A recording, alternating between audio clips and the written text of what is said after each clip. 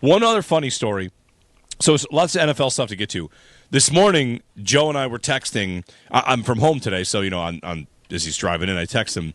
Josh, you'll appreciate this too. I said, anything you want to start with? Like, what are you thinking about? Mm-hmm. And I get a text back that, how do I want to say this? It was one word, and it was the name of a popular sporting goods company. How's that? There you go. Sporting goods. It's just one word, and it said that. And I thought, what? Right. What happened? Yeah, about 30 seconds went by, and I realized, oh, you mean Diggs. Diggs. You want to talk about Diggs to start. Okay. Car talk to text. Talk to text. Talk to text is, I think usually more accurate than that. Well, maybe not. It gave me a good laugh. So anyway, Diggs, because the report is that Diggs is up visiting New England.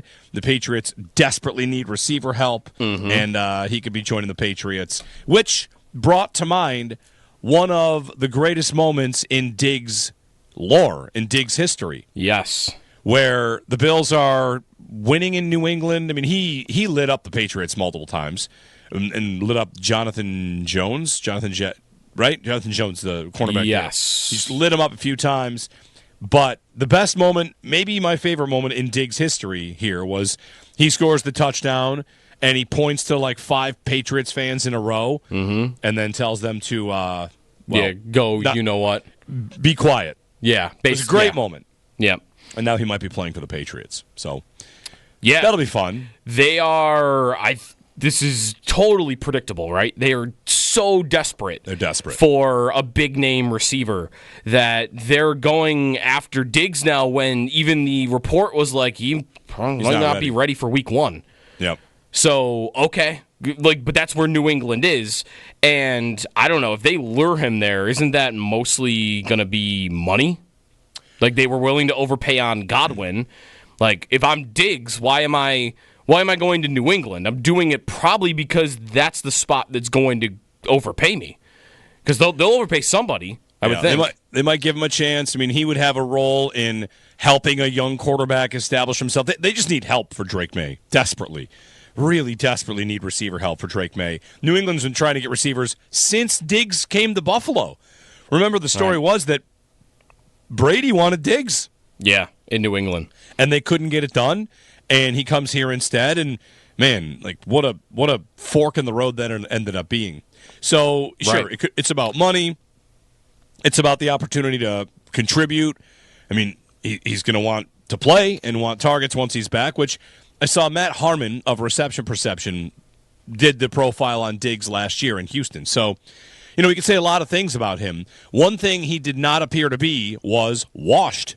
He was good last year. Mm-hmm. He wasn't, prime, one of the top 3 receivers in football, but he was good for them and excellent on certain types of routes, good against man, good against zone.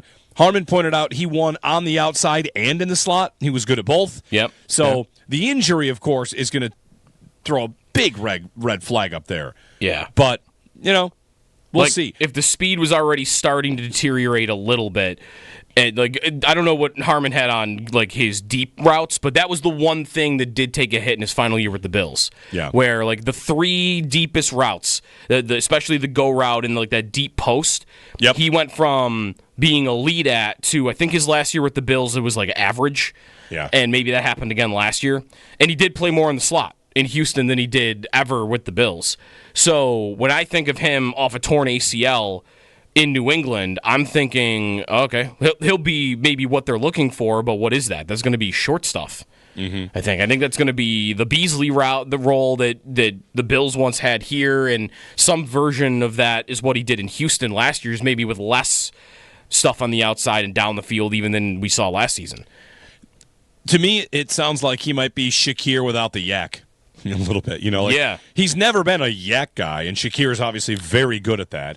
But the places he goes, you mentioned the go route, that's his worst, and at Harmon's profile, that's his worst, and almost everything else is pretty good. It would open up the age-old question, would he get booed here? Not everybody gets booed. No. Some people get playfully booed. Some people get lustily booed. But if he were to sign with the Patriots, that means he's coming here for a game. Maybe he misses it because of injury. Who knows? But yeah, it depends on where the game would be or when it would be. It was a breakup, but he did not talk negatively. He did not throw gas on a fire. No. I mean, sometimes he said a couple things that people tried to turn into that, but really there was not that. And I don't know if he would be, would there be a thank you video? He certainly would deserve a thank you video. Like, that's more of a NHL thing, I guess, because there are a lot of commercial breaks. But yeah, it doesn't happen often. Football, maybe they put like a message up on the screen, but like a tribute video with highlights. I don't know. Did New England even do that for Brady when he came back? They probably did, didn't they? Good question. I don't remember. So I don't think you would get that. I think you probably just have he walks out on the field the first time, and I think he probably would get booed. If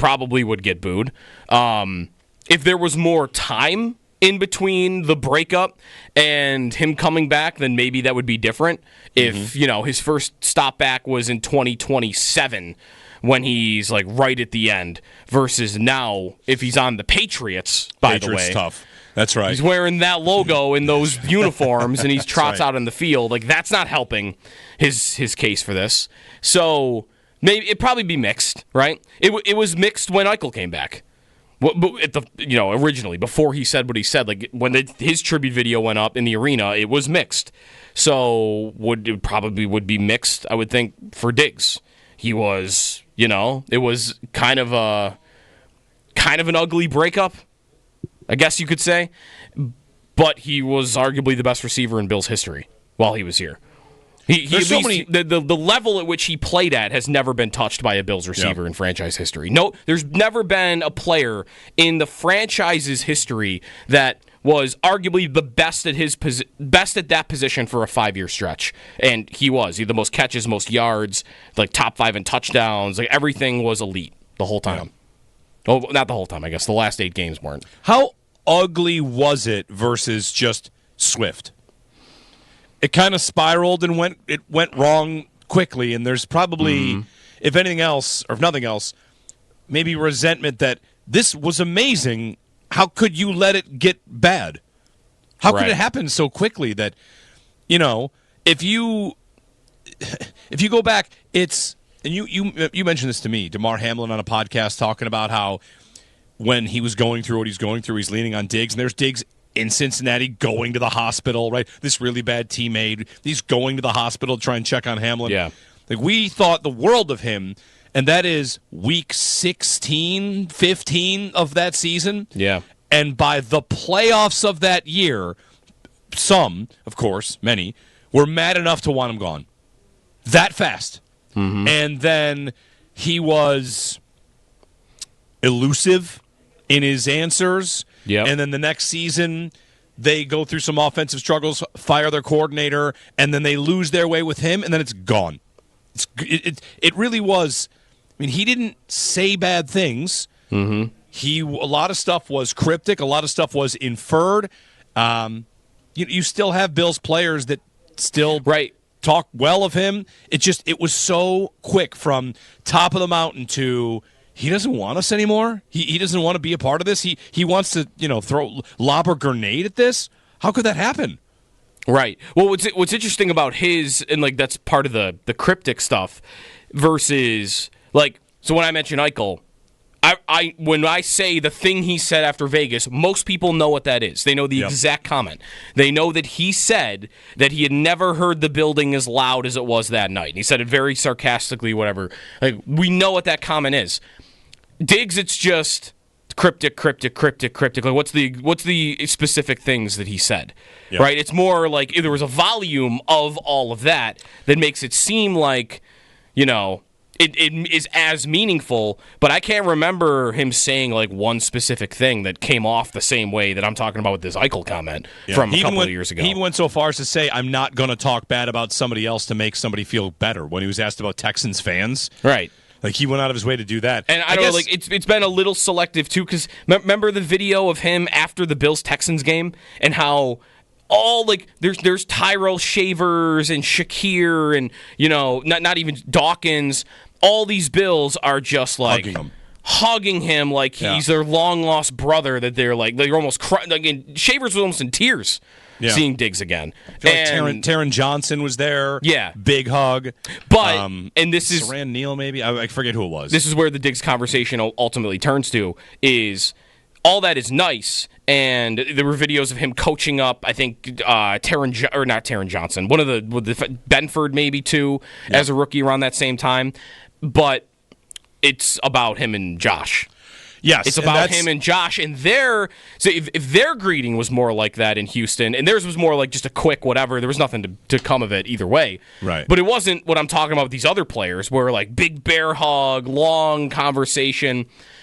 So that's kind of where it all ends up mattering. Is I don't really care what his relationship was with all these other guys. What about with Josh? Because that's the thing that most people will always care about. Yeah, that's right. And his fracturing might have been, we just assume it had to be with Josh. It could have been with the coach. It could have been with a lot of people. But in that breakup, you know how it works. You have friends that are together. Sometimes you have to pick one. All right, who are we going with? Who are we lining up behind? In this case, like, you fought Josh, man. Like, it went sour with Josh, and that's that. End of story. Got to cut you out. With Eichel, he fought with the Sabres, and... Well, Josh is more popular than the Sabre. No, I mean, whatever. They're both villains in their own way and for other reasons. But Diggs, New England, maybe. We'll see about that.